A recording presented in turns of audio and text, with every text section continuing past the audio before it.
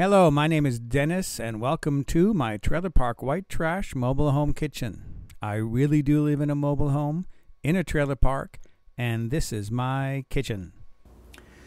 In this video, I'm going to do another experiment. This is a recipe that I received from a fan of the website, Jim Wallace. Hopefully he doesn't mind me using his last name.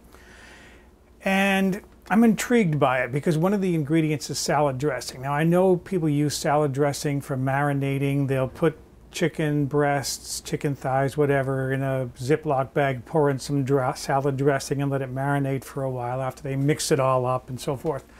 But I've never actually used it as a cooking ingredient inside of a recipe. And I'm not real fond of vinegar anyways. It's fine on a salad, but like I don't care for a béarnaise sauce, which has vinegar in it. Nonetheless, I'm going to try this recipe today. It's made with chicken breasts, artichoke hearts, baked, and then served over a bed of rice. So let me get into the ingredients I'm going to use for today's experiment. The recipe calls for 3 cups of jasmine or balsamic rice. I would say use whatever rice you like. 3 cups, so I'm going to be using about 6 cups of water to cook this for about 15 to 18 minutes until it's cooked properly. 6 boneless, skinless chicken breasts. These come in packaged like this from the warehouse store, so they should be fine. With 6 breasts in this recipe, I'm going to say this feeds anywhere from 6 to 12 people. I normally can't eat a whole chicken breast in a meal. It's too big for me. I know some people who do, so figure one breast for each 1 or 2 people in your dinner party. And then 1 can of quartered artichoke hearts. This can measures 14 ounces. The recipe calls for 13 3/4 ounces. That's fine. 2 large tomatoes. I'm using Roma tomatoes, which are a little bit smaller than the large tomato, so I'm going to be using 3 Roma tomatoes. 1/2 cup of my zesty Italian dressing, and then I have here 1/4 cup of pesto. I made the pesto this morning, and this is what's left over. I'm going to save this as possibly a garnish at the end for the table. So those are the ingredients I'm using for this recipe. It looks kind of simple.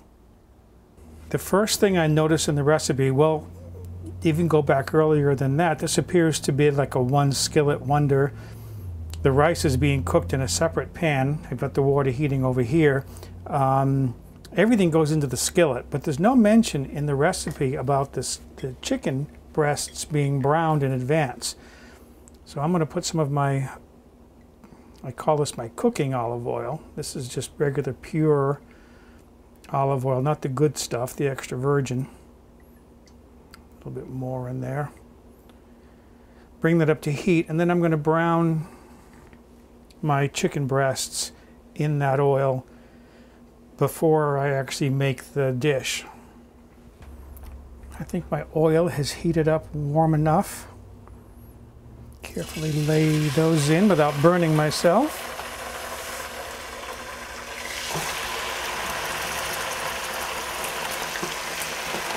All right, I'm just going to let those cook for a bit until I'm satisfied they're browned enough, and then I'll flip them over and brown the other side. All right, my chicken should be brown. I put a lid on this because it was spitting all over the kitchen, and I put a rubber glove on because, let's see how this looks. Yes, that's nicely browned. I put a rubber glove on because one time when I took the lid off, hot oil spit up onto my hand. Yeah, that looks great. Okay. I'm going to let this oil cool a little bit, dump it into the can that the artichoke hearts came in, and then I'll be ready to do the next step as far as cooking the ingredients. The brown stuff that's in the bottom of the pan, that's called the fond. You do want to keep that because that'll flavor our ingredients. The recipe calls for dumping everything, those are the tomatoes chopped, into a pan, including the water from the can of artichoke hearts. Bring my heat up now.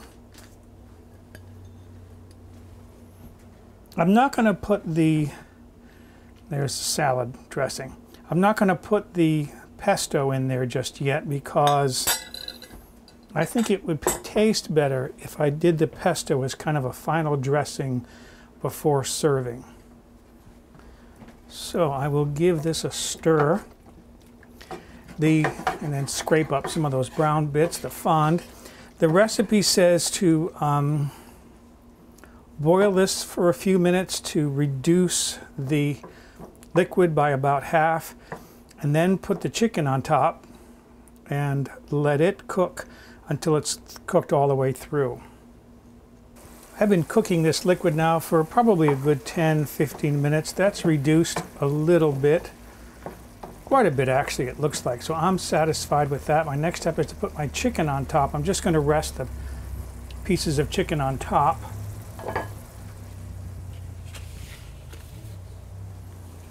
And there's juice in the bottom of this dish, so I'm going to put that in there because there's no point in getting rid of that. This chicken here is cool enough now to handle.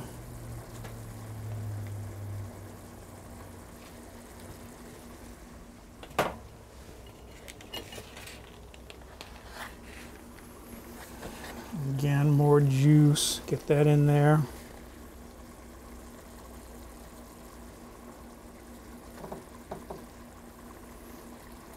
Okay, last of that juice.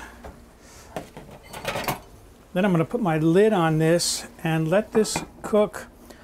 The recipe doesn't say how long to let it cook, but I know for chicken to be safely done, it should be up to about 160, 165 degrees.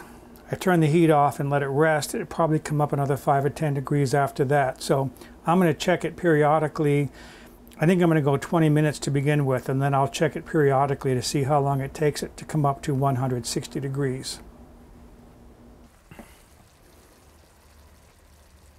Look at that temperature, 163. I would say that's the thickest piece there. Some of these others are thinner, so they should be at a higher temperature. Now that one's at 163, 162. That one's a little low at 151. These cooked for, and that one's really high, these cooked for about 10 minutes, actually.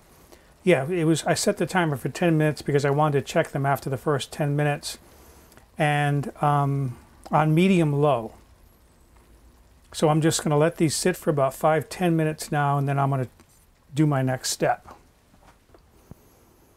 This has been sitting for a while now. So I'm going to transfer this to a plate, the chicken anyways, just temporarily.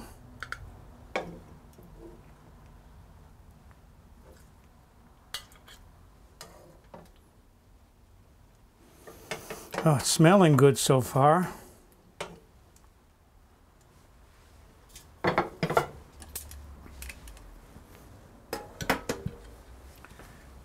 And this is when I want to stir in my pesto. I just felt like cooking the pesto in there was not something I wanted to do.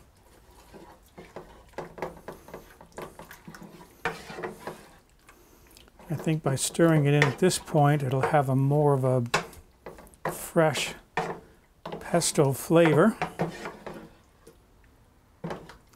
Meanwhile, the rice has cooked. I've got the lid on the pan over there. It's just sitting and waiting to be used. All right, so that's now ready to go. My next step is to get it all plated.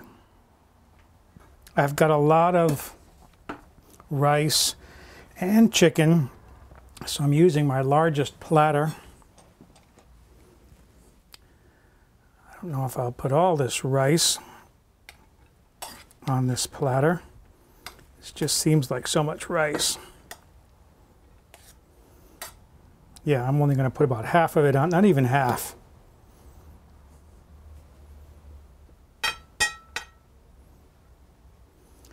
On that platter. And then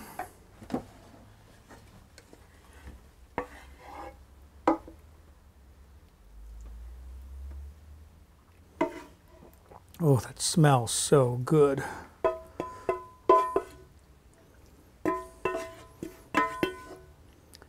That over the top.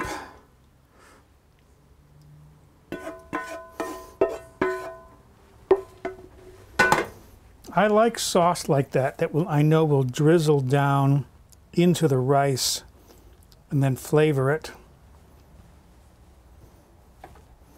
And then finally my chicken pieces. Hopefully these are warm, but they're cool enough to handle. Almost cool enough to handle. They're a little bit hot.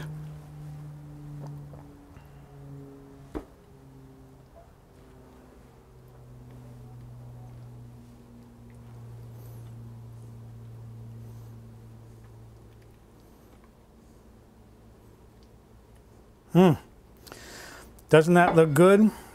That is beautiful to set on the table. I'm ready now to taste it. I'm specifically interested in knowing what that rice and sauce is going to taste like. This should be quite good.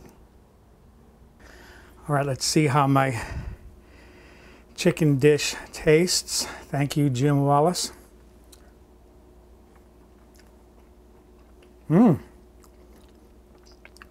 that's very good. The rice and the artichokes and the tomatoes and the salad dressing. It gives the rice a very nice flavor. Let me see how my chicken tastes.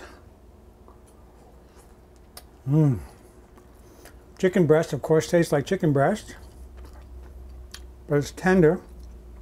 It's cooked just right. All right, I gotta go enjoy my dinner.